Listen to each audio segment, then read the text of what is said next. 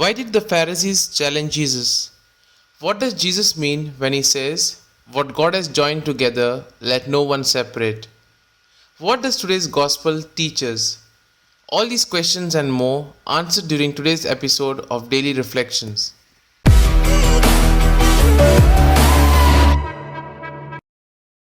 We begin with the first point, the encounter with the Pharisees. Passing through Transjordan, the first encounter is with the Pharisees, and the theme of Jesus' discussion with them becomes a reason for reflection for the group of the disciples. The Pharisees engaged Jesus on the notion of marriage, about which there was much controversy. The question of the Pharisees concerns divorce and challenges Jesus. The Pharisees want to accuse Jesus because of his teaching. Matthew considers it as testing him or a way of tempting him. The malicious attempt of the Pharisees to interpret the text of Deuteronomy 24, verse 1, to place Jesus in difficulty does not escape the attention of the reader. The dispute was about the grounds on which a man could divorce his wife. There was a view which held that he could do so for the most trivial reason.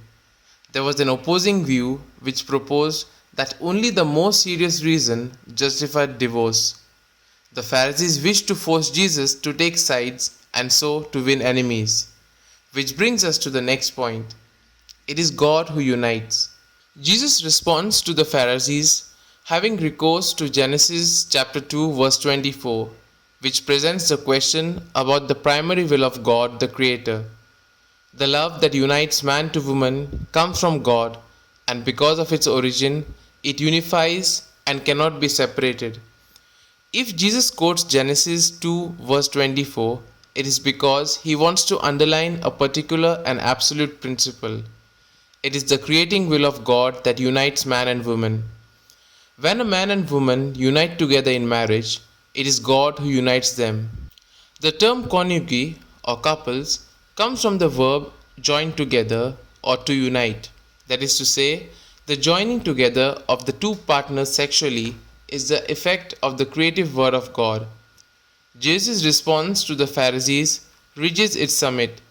Marriage is indissoluble from its original constitution. Jesus constitutes this time drawing from Malachi 2 verse 13 to 16. To repudiate the wife is to break the covenant with God, and according to the prophets, this covenant had to be lived, above all, by the spouses in their conjugal union. Which brings us to the third point, Jesus' response. Jesus resolved the issue by ruling out divorce and placing men and women on the same level. No longer could a man opt to divorce his wife, except for unchastity. Such an equalization of relationship between the sexes was so revolutionary that it drew the astonished response from his disciples.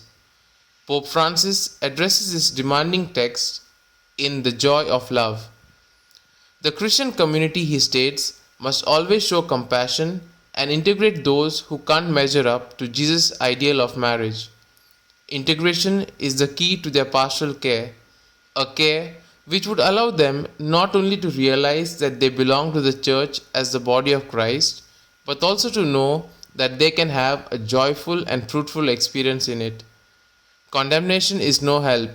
Instead, they must be encouraged to discern what they can do.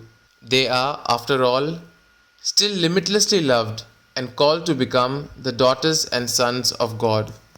Here are some points for our personal reflection.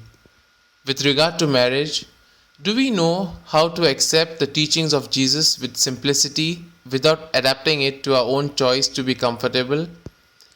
Are we willing to have a merciful and compassionate heart like Jesus? The evangelical passage has reminded us that the design of the Father for men and for women is a wonderful project of love. Are you aware that love has an essential law? It implies the total and full gift of one's own person to the other. These points can be of great help to reflect on today's gospel. And if you like our reflection, do share the good news of our Lord. Have a good day, and may God bless you all. Amen.